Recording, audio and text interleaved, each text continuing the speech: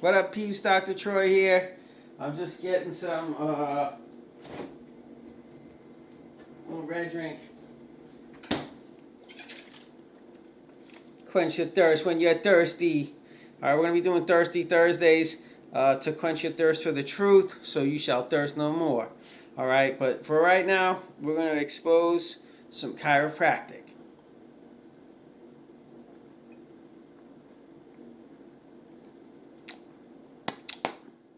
What do you mean expose? It sounds like an expose. Right?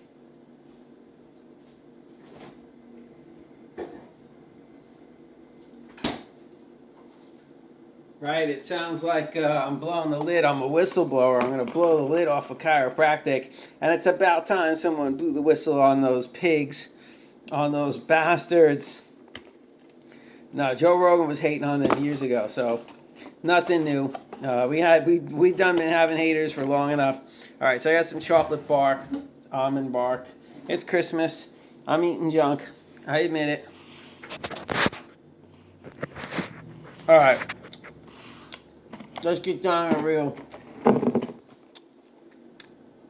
deal. All right, if you don't know, I'm a chiropractor. But ask somebody. And I've been laying it down for about, well, this January will be 6 years as a licensed doctor.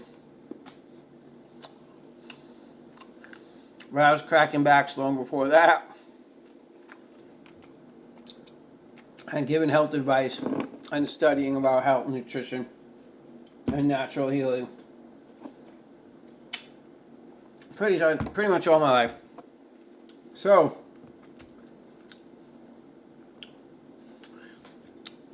what makes me qualified to expose chiropractic? Or a better question is, what makes me uniquely qualified? Or somewhat uniquely qualified? Maybe specifically qualified?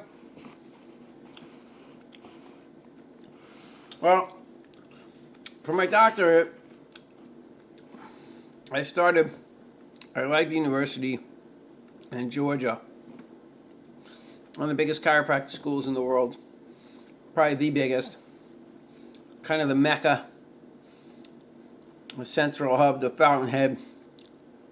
People talk about Palmer and Palmer West, and they say they kind of been medicalized, taken over by the medical industry, where Life West and Sherman kind of remain pure, hippie, holistic chiropractic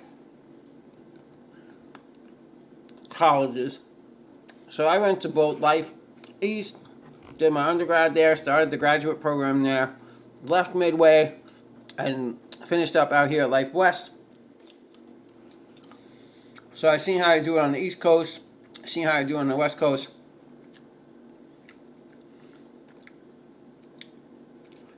Got a good education. So, I mean, look, when I first started getting adjusted, I had a lot of back pain. I was driving a lot in New York, sitting in traffic, truck driver, weed dealer, sitting in a car 12 hours a day. My back was killing me. Plus, I had a mountain bike accident where I messed up my pelvis. And another one where I hurt my shoulder, and I tore my ACL, hurt my knee. So multiple athletic injuries compiled to the point where I was just dying. And of course, all the cannabis and opiates and drugs and the Rontgen and whatever they were trying to give me was not going to fix the problem.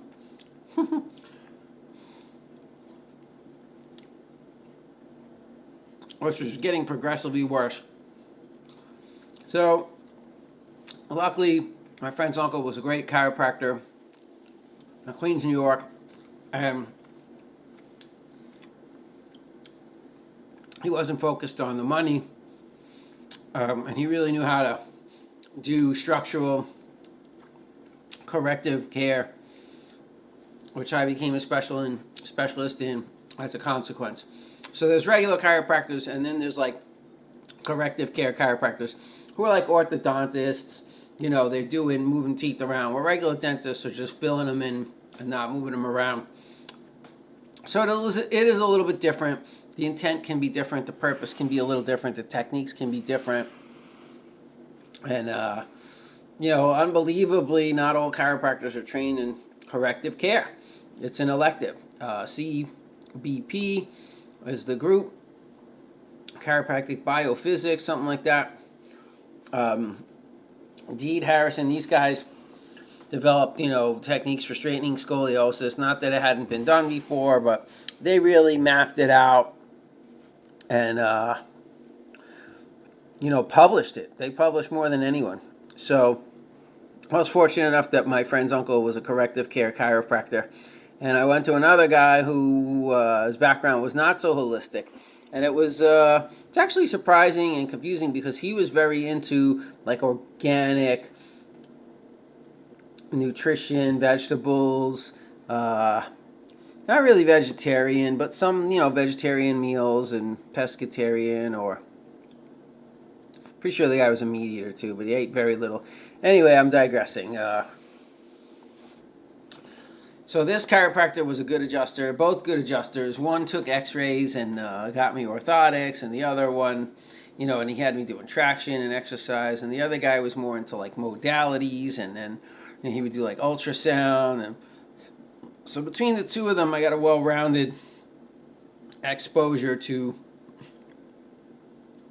chiropractic and the differences. And I was like, you know, is this guy adjusting me just on the left side? He puts me on my left side and it twists my pelvis and adjusts it. The other guy does like left side and right side, all right? I'm like, why are they doing it different? Am I tripping? When does it change? How does it change? Why does it change? Is it random? Is it a purpose?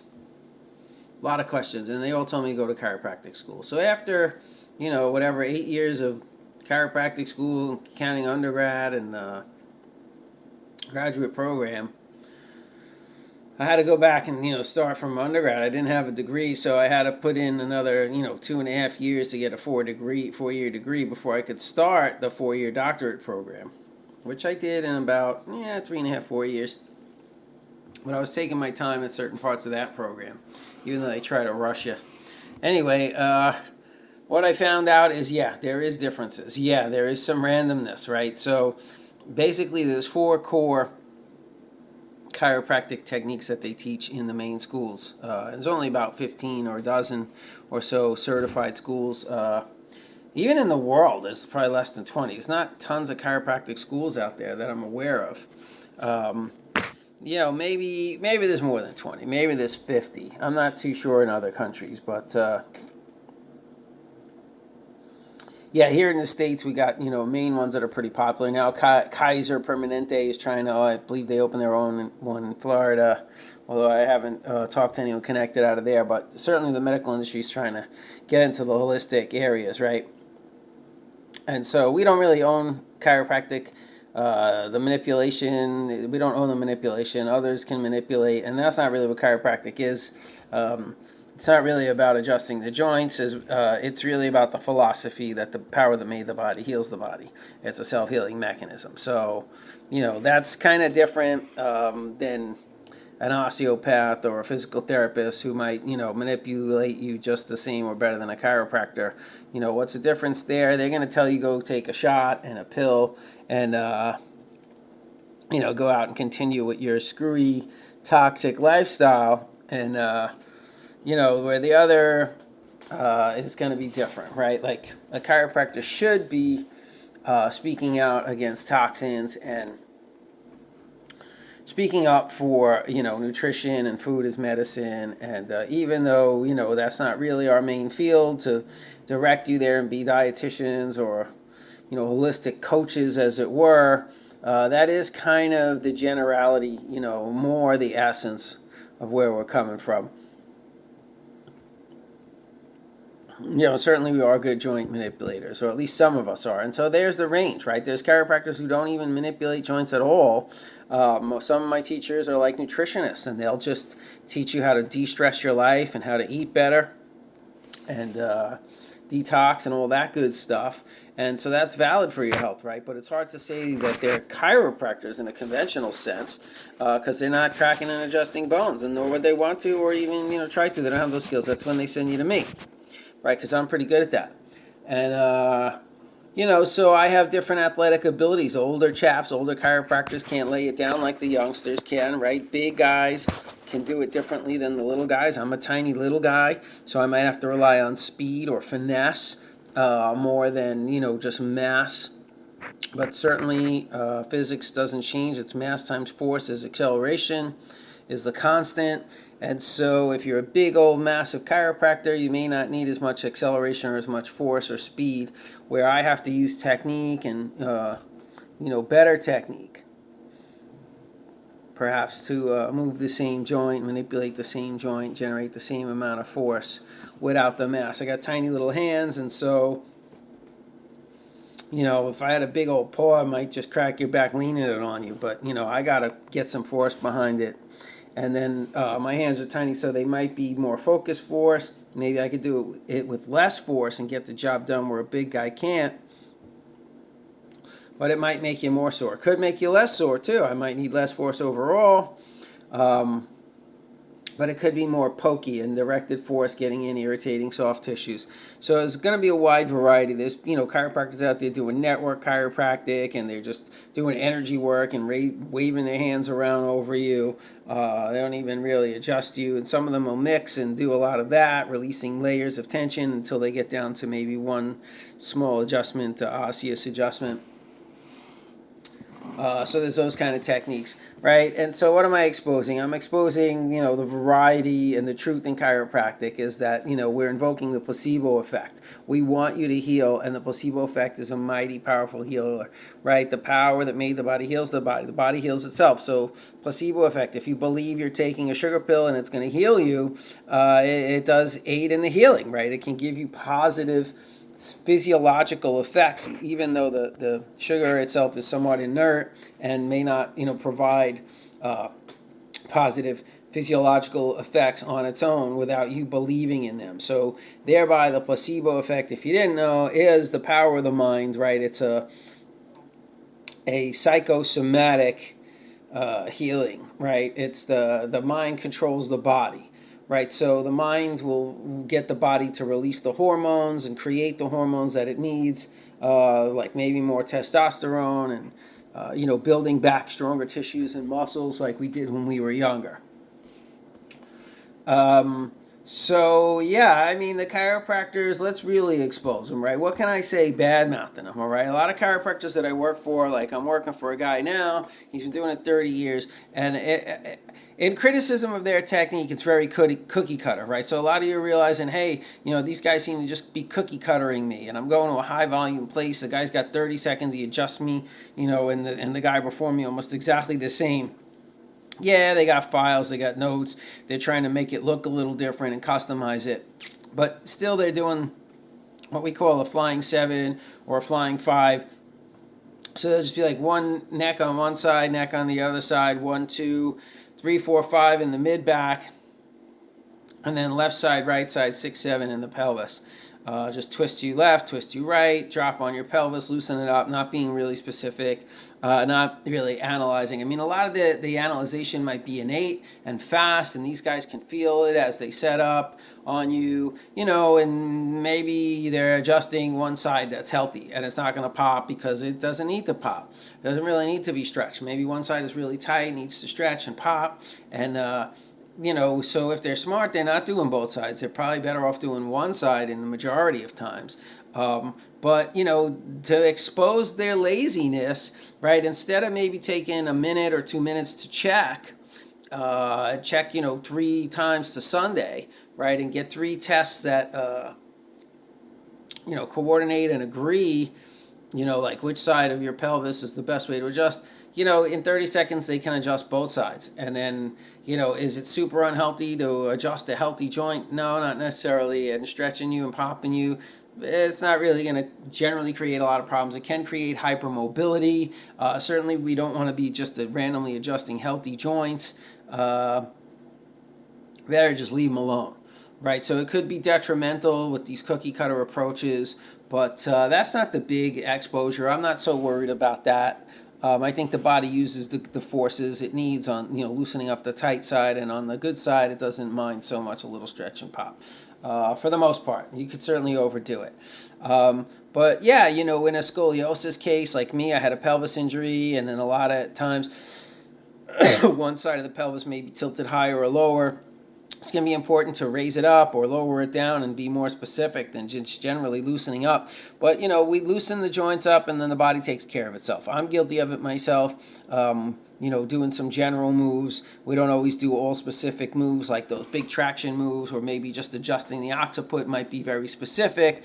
But in general, it's a general move, because I could adjust your atlas, your upper cervical, and your occiput. That's why there's upper cervical practitioners, and they'll only move C1 or maybe occiput, rarely C2, and they get results of relaxing the entire body. The knee gets better, the pelvis, the hip, the foot gets better when we adjust the occiput, and the upper cervical. How does that work? Well, because it's a global effect, right? We're affecting the brainwave patterns, relaxing the body, getting you out of fight or flight, as it were, autonomic nervous system, sympathetic, and shifting you into a parasympathetic mode. There's two modes of the autonomic nervous system. One is excitatory, where you have adrenaline, epinephrine, all these kinds of hormones that really break down tissues, are only short-term, meant to save us in emergencies, and they're not meant to help us build back tissues necessarily. We secrete those hormones of healing when we're relaxed and when we're sleeping, and when the brain goes into a parasympathetic state, right? A parasympathetic dominant state. So slower brainwave patterns, alpha brainwave patterns, and we're allowing the body to create and secrete healing hormones, and the body can put its energy towards repair as opposed to escaping emergency situations. All right, so, chiropractic, I got exposed to positive, right? Like endorphins are released locally. Generally, you're going to feel better. Your joints hurt, your back hurts. You're going to get immediately relief, right? Most people feel much better after an adjustment. Even if their pain doesn't go away, they just feel a little lighter, a little more energy, a little less stiff, right? So I'm a big proponent of chiropractic. Certainly there's a lot of chiropractors out there who are never going to get you to where you need to be. A lot of comments I get are, wow, I've been coming to this guy for 3 years, and, my mid-back, they've never got it to move. They never get it to open up. It always hurts. It hasn't gotten any better. And then, oh, boom, in one adjustment, you've made it better. You fixed me. Right? What did you do? What do you do different? Like, you're special, you're good. And it's not about me. It's just, it's your time, right? They adjusted you a million times there. Now I come in and I get a little different angle and it opens up, or I'm the 101st, adjustment on top of 100 adjustments that really loosened you up and laid the groundwork, breaking up all that scar tissue, right? Making you sore and not moving the joint. Now I come in, I give it a little thimp, or, maybe I give it a big push and you haven't had a big push yet. And there's risks in that. So, I risk making you sore. A lot of these chiropractors, if I could criticize them, is they're afraid to push the patients. They are more into holding back. They learn to not hurt the patient because the pain keeps the patients from coming back.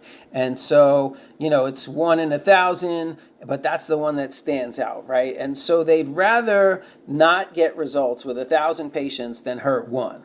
Where, my mentality is a little more buck wild and caution to the wind, where, it's kind of like you're going to get hurt. I'm not really trying to hurt you. I don't want to give you pain. I can be a very gentle, super gentle adjuster, right? And but it's all about finding that point for you, right? Like, how sore is it gonna make you if we get this joint moving? Is it time to push you into getting this joint moving, right? What about the emotional background and the spiritual support? Like, are you ready for this? right? Like, are you ready to be sore for 2 weeks? Like, if I break this joint free, you might not be able to twist your head for 2 weeks or turn your head. You're going to be stiff.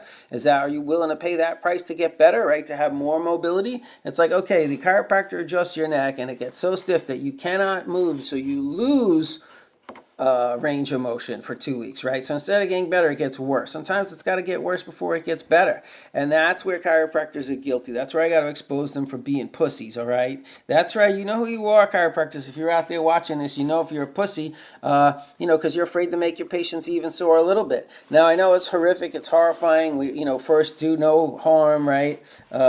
But look at these guys like Cipriano, right? He's got 1 million followers on YouTube. He's doing the, not the rub and tug, but the, what do they call it? The herky jerky, the Y strap. None of this sounds really good. But yeah, they're yanking on people, potentially dangerous. But, these are people who are used to getting sore. They want, to take it to the next level, right? That's kind of where I'm at, pushing people a little more. Certainly I'm working with a lot of geriatrics now, so less is more. I'm learning less is more. But yeah, you're a chiropractor. You might not be getting the results because they're not pushing you. They're not taking you to the next level. And if you push them, they might ignore you. They're not going to allow you to push them, right? And make you sore, like I used to do. My chiropractors were pussies, and I was like, "Come on, man, do it harder, do it again," and they would finally try harder and harder. Finally get it going. And sometimes you push too much and it's all good, but basically that's you're there to be, a vessel. And so if they need that pushing, I guess the universe put you there to do that pushing. And sometimes people are going to get a little sore, and that's just what they need. You don't always get what you want, you get what you need, right? So the chiropractors are guilty of holding back. They won't adjust your occiput. I follow Tim Young now. He's a chiropractic coach out there, and he talks about adjust occiput, right? You want results? That's what I see. Most overlooked occiput. Chiropractors are afraid to adjust it. They don't know how to adjust it. It takes more force to adjust it. That's certainly pushing you. And it's like, look, in this place I'm at now, they pretty much don't want me to do anything different. Just do their little cookie cutter stuff, which is not occiput. But that's where you get the results. I have a recording on my answering machine from a chiropractor that I adjusted who walked in somewhat randomly while I was covering for a practice in Santa Rosa, and she called me to compliment me and tell me that she could get me a job, 1 out of 5. As many as 5 different chiropractors in that area, and whatever. She's like, "Ooh, occiput's scary," And I was like, yeah, whatever, I just occiput all day, every day, right? I'm not scared of it. And so, but that's why she was complaining she never got results. And this is a chiropractor, right? So she never got the relief she needed. She was moving around for years with a stuck occiput. And, and the connection to the universe being blocked, right? Subluxated is what we call it. So she was walking around subluxated. So she called me and complimented me to say what a great, adjustment. She sent me her son. Her son said great things. And again, it's not about me and my ego, right? It's just about technique. It's just about adjust the freaking occiput. They teach us in school. It's by the brainstem. That's where it's important. That's where it counts, right? So maybe they're afraid, but that's where you're really going to affect the fight or flight and, do the shifting, the parasympathetic. That's where we get into, all the real stuff is in the upper cervical. That's why many chiropractors will only move atlas and these upper cervical. So if your doctor is not moving your atlas and he's not checking your occiput, not moving your occiput if it needs to move, you're going to suffer. You're never going to get to, enlightenment, as it were. They call these the enlightenment adjustments. So they're cheating you, right? So there's some critique. There's some hard expose on these chiropractors. They're not moving occiput. Find one who moves your occiput. I get tremendous results because I adjust occiput. I move occiput when it needs to go. And guess what? It needs to go on almost everyone. Like, seriously. It's either atlas and or occiput. I don't even know. I think I might just stop adjusting everything else. Like, why even bother? It's either that and, that's what's important. And so, if we want to see high volume, I can't be, breaking my arms and wrists and adjusting people's pelvises. I had a pelvis injury, so I needed pelvic adjustments. Not everyone's going to really need that. The body can spasm, the spinal erectors and the pelvic muscles and the pelvic floor, and it can adjust itself, and that's kind of what it does. But it needs the atlas to be in alignment, and the occiput kind of needs to be moving, so there's a brain-body connection right at the base If you're blocked here, the body cannot heal itself. And so that's why upper cervical gets such great results. That's why you get heel and knee by adjusting an atlas. Okay, we adjust your atlas, we adjust your occiput, we shift your brainwave patterns, and then your autoimmune system, does better, right? Your immunity does better. Your autoimmune symptoms start to dissipate with any luck, right? Your prostate, perhaps, starts to do a little better. Maybe you have less frequent urination or whatever. We're not trying to chase symptoms, but people do find their symptoms subside. So if you don't have a chiropractor, get on it. If you need help, I'll help you find one. Come see us. Fly out to Monterey and come see us. We're on Monterey, Field of Light Chiropractic, fieldoflightchiropractic.com. Telling the truth. We're doing free help talks on Thursday nights. We're going to do Thirsty Thursdays, where we quench your thirst for the truth, and you shall thirst no more. All right, so if you want to come in, check us out, see what we're doing for people, see some of the testimonials, get a feel for the office. No cost, no obligation. You can come in and get some free information on health. Hear Dr. Troy spit it live. All right, here I am, not pulling any punches, telling it like it is, telling the reality of it all, even exposing my own peers, exposing chiropractors, right? How else are they shortchanging you, right? A lot of people will complain about the plans. Oh, they want me for 40 visits, locking me in for a year, $80 an adjustment. That's $3,000. Big deal. How much is a crown on your tooth? That's not too much. Right? Maybe you can get out of pain, come to me. I'll do a pain relief package for 10 visits, $600 plus the exam, $700, and you're rolling. You're out of pain. That's what you want. But, if $700 is too much commitment for you to get out of pain, I don't know. Maybe your priorities are off. Maybe you think you got this golden medical coverage is going to cover, you. Oh, go get a surgery. Yeah, good luck. That might statistically help in the beginning, but in the end could make things worse. And so try chiropractic. Find a chiro, who maybe I'll do a one visit. You just want to try it, $80.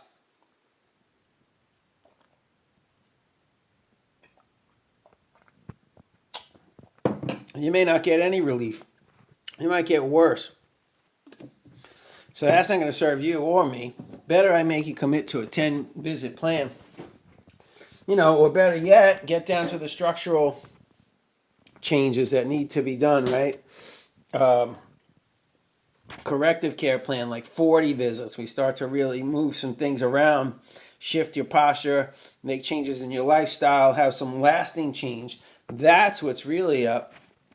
All right, so 40 visits at $60 a visit is what? $2,400, roughly $2,500. So to fix your spine in 6 months, maybe you could straighten your scoliosis or start it. It might take years, but hey, $2,400 a year. In 3 years, $7,500. I mean, what's it worth? What's your spine worth? How much is a spinal surgery? $100,000. What's your copay? You're gonna lose your job? You're gonna be bankrupt? What's the recovery time on that? What if it gets worse? What if you die in surgery? What if you get infected? What if you become paralyzed? A lot more risky and invasive than just getting a little crack and pop. Now, I do recommend Xrays, and all chiropractors do the Xrays, and in a way I want to expose those guys who don't, because they're allowing you to have the illusion that you're not so bad and that you're getting better, and maybe you're not, right? Because the symptoms could go away, but structurally you may not really be making the changes. So if you're not seeing your chiropractor at least once a week, maybe 2-3 times a week, 2-3 times a day or daily, it's this high frequency that's really going to allow you to make structural changes, like something like 2-3 times a week for 6 months. 40, 50 visits. Statistically, now you're starting to make a real change that could be lasting. And then you have to maintain it, right? Once you move the teeth around, you put a retainer on. So then you want to see the chiropractor once a month, once a week for maintenance. So chiropractors are underselling, right? Like sometimes, they're overselling. They're pushing into these 40, visit care plans where maybe, you could do with a few less or something, right? So they're over adjusting. But worse is under adjusting, right? So I want to expose the chiropractors for under adjusting. Like me, I just say, oh yeah, come pay $100 or whatever, $80 for a one and done, and no commitment, right? So you come get adjusted, you go screw around, get worse. Your osteoarthritis is, is getting worse. It's declining. Your joints are thinning. Your bones are starting to rub together, and you're going to have a horrible future where, not that it's my job to push you, but I do need to educate you and let you know. So if I don't do an X-ray and show you your spine and spinal decay and educate you about osteoarthritis and spinal decay and the dangers of repetitive microtrauma, the causes of subluxation, what is subluxation, and the causes, right? Thoughts, traumas, and toxins, are causing your nerve interference and your pain and your problems, right? Your weakness, your muscle spasms, your numbness, your lack of sensitivity, numbness, tingling, paralysis, weakness, right? These are the symptoms that your nervous system is being affected. Also, when it goes to your organs, nerves to your organs, you may not have any symptoms until it's too late. So when you get, lung cancer or liver cancer, could it be due to pinched nerves go into your liver? Absolutely, that could be a factor, right? You want your liver to communicate with your brain and with your spine and with your body 100% of the time. You do not want interference in your nervous system. That's generally what it's about. So we're exposing the pros, the cons. What are these chiropractors doing for you? Are you getting cookie cutter adjustments? Are they adjusting your occiput and your upper cervical? Where you're going to get the best results, right? Or are they holding back on this? Maybe it's a good thing they're holding back. Maybe they don't want to push you too far, make you too sore, push you out of it. It's like you go to the gym, you get all sore, and then you never go back, right? So better to not maybe do 100% every time at the gym. Rasa Hobby says do less than 50%. So in a way, chiropractors that are holding back maybe are doing you some justice, right? They're giving you mild workouts because over time, over the years, those mild workouts will do you more benefit than being very aggressive in the beginning, maybe getting injured and setting you back. All right. What else could I expose? I mean, some of these guys are focused too much on their money, and it's kind of obvious, right? Like, chiropractor I'm working with now, he came from a group, very scripted salespeople, and they should understand the script. They should understand the words they need to say to communicate to you the importance of your health and taking care of your health and the steps and the actions that it's imperative to take now. That it's crucial, right? And then the timing. And so they hold back and they don't express that because they don't want to be too salesy and they don't want to sell you on anything. But, the reality is they're not selling anything. They're just telling you the care you need, right? You need to see a chiropractor 3 times a week for a year. That's regardless of what it costs, right? Maybe the selling comes in where they're telling you, hey, it's $10,000 for the year, where everybody else on the block charges $2,500 or $5,000 or whatever. But the care is all different. Do they spend 5 minutes with you, or do they spend 2 minutes with you? Now, I could give you a better adjustment probably in 30 seconds than a lot of chiropractors give you in an hour, right? So it's not about the massage therapy and and all the time and the chit chat and whatever. You could get a great adjustment in 30 seconds, and even a cookie cutter adjustment, right? But if it's a cookie cutter adjustment where they're checking your occiput and adjusting your occiput, that's going to be the bomb. That's why these Y-strap people are getting great results, because a lot of times it'll adjust the occiput. It is kind of general. It might adjust a lot of things. Other than that, could really affect anywhere in the body. And then I see like Cipriano, he does a very thorough adjustment, but like he's charging a lot more, right? And he's got the history on the videos, and he's doing the Theragon, and he's doing like a 5, 7, 10-minute adjustment. So it's not just a 2-minute adjustment. And why is the time important? Do you need the Theragun? No, I mean, look, maybe it's just a little more time. He peels a few layers back. He could really see what's going on with you, or he could relax you to the point where you could let go of that occiput. Because if you tighten up and they yank you with the Y strap, you could resist that adjustment and not get the joints to move that's intended, and you could get really sore, and so it is a lot about relaxing. And, can you relax in 30 seconds? Yeah, sometimes. Do you need to lay there on heat pads for 5 minutes, 10 minutes? Yeah, maybe you get a lot more relaxed, get a deeper adjustment, sure. But, maybe again it's the repetition. Maybe you get 3 times a week, and then you'll relax and get a little bit each time instead of having to heat you up to try to get more in one shot. And for the doctors, for the chiropractors, it could be intrusive, like it'll ruin my flow where I'm at now. They got all these heating pads in the way, and we throw them off the table, put them back on the table. The patient wants to lay there and get heated up, and then I'm ready to adjust them. They're not ready. They want to lay there for 5 minutes. So it's delaying things and stopping the whole flow of the office. And, is it a better experience for you as the patient? Lay there and get some heat? Yeah, great. But, is it that big a deal? You're still getting a good adjustment.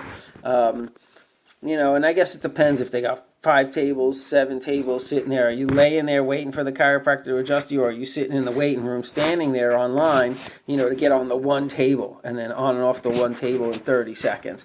So there's a lot of different experiences. Certainly, it can be 30 seconds. You never even have to lay down. They can just adjust you seated, do like an occiput lift on everyone, and bang out, Jesus, 100 people maybe in an hour.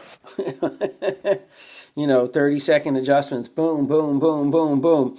So again, it's not the time that they're putting in, right? And then that's an expose too, because maybe they're giving you all the fruit and the fluff, and they're giving you all these modalities and things, that are helping you, and maybe their adjustments are not helping you.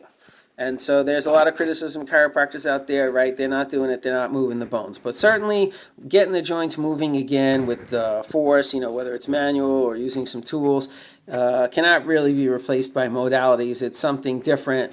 If you relax the muscles, a lot of times the joint can free itself up and start moving again, because muscle spasms are the problem. But if the joint capsule's frozen, that's why the muscles are spasming, right? So we pop the joint, put an impulse into it, reset the proprioceptors, the receptors in the joint, and realign the joint. It can operate freely, the muscle spasms, because it's the bones that really control the muscles, right? And the joints control the muscles. The spasms will be there to, when it's misaligned, to keep it from getting more further soft tissue issues, irritations.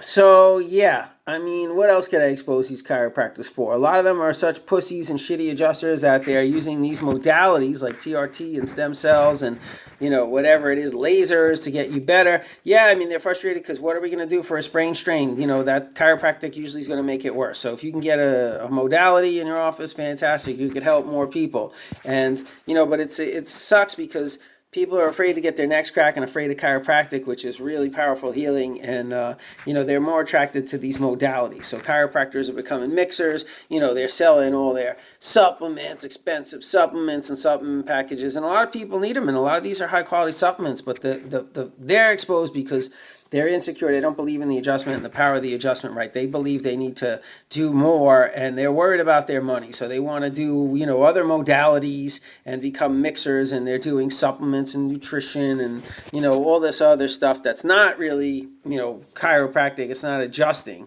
It's not pure straight adjusting, which is debatable as to whether it's chiropractic. Arguably, it's not. Chiropractic's more the philosophy than the adjusting. But, there's that philosophy of straight chiropractic and adjusting. Oh boy, let's go out. We got to let boy out. Sun's shining. Time for cat to go out. Good boy. Sunshine Ninja.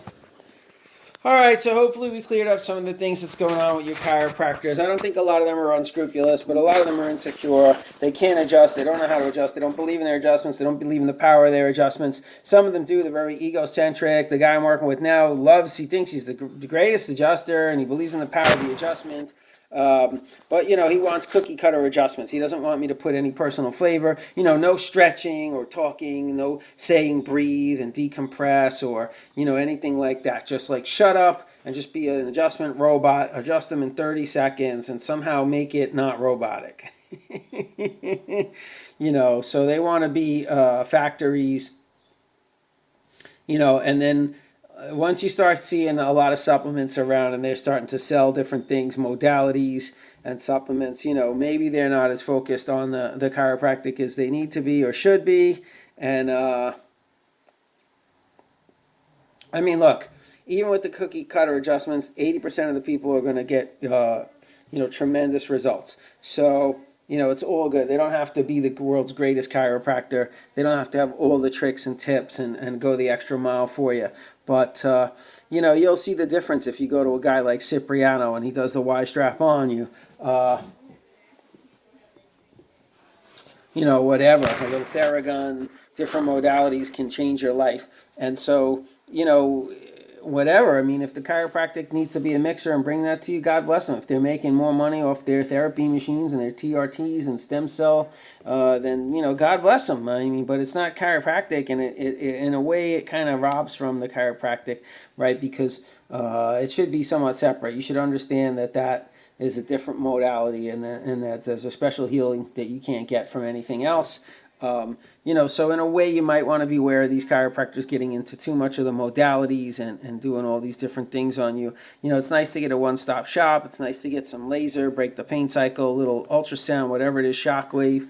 It's great. You can go to a chiropractor and get that. But you have to ask yourself, hey, is this guy doing this because he's not the best adjuster? Maybe he can't get the results we need. Because there's certainly a lot of need for the chiropractic out there. But people are afraid. They're afraid to get adjusted and get popped and cracked. Certainly we can use tools and do it without the cracking and popping. I have the Sigma machine. We have ArthroStim. We can do activator and spring-loaded instruments. So lots of different ways to get your joints moving. But it is imperative to get the joints moving, right? Working on the soft tissue and the muscle issues might be fantastic if that's your main problem. But, generally these problems are going to be coupled and you're going to have joint issues. So you're going to get 80% of the healing is going to come from, restoring motion to the joint and the joint capsule. And, whatever, if the TRT goes down into the joint capsule, stimulates stem cells and regrowth and healing, that's fantastic. But I'm not sure it's really going to get the motion back in there, right? So we might actually have to, stretch it, take it through a full range of motion, which might involve a little bit of adjusting. All right, if you got any questions, hit me up down below. I'm sure I left a lot on the table, and, whatever. Put your comments down below. Let me know what your chiropractor is good at, what your chiropractor sucks at, what they're not doing, how you see through their bullshit, if they're any kind of sales, if they're pushing supplements, if they're worried about their money. Let's hear it, Give us the stories down below. Hopefully you got a great chiropractor. If not, you come see us in Monterey, and we'll treat you right. Also, right now, like I say, I'm up at Santa Cruz, so if you're in this Northern California area, hit me up. We'll see you on the table. Peace and love till the next time.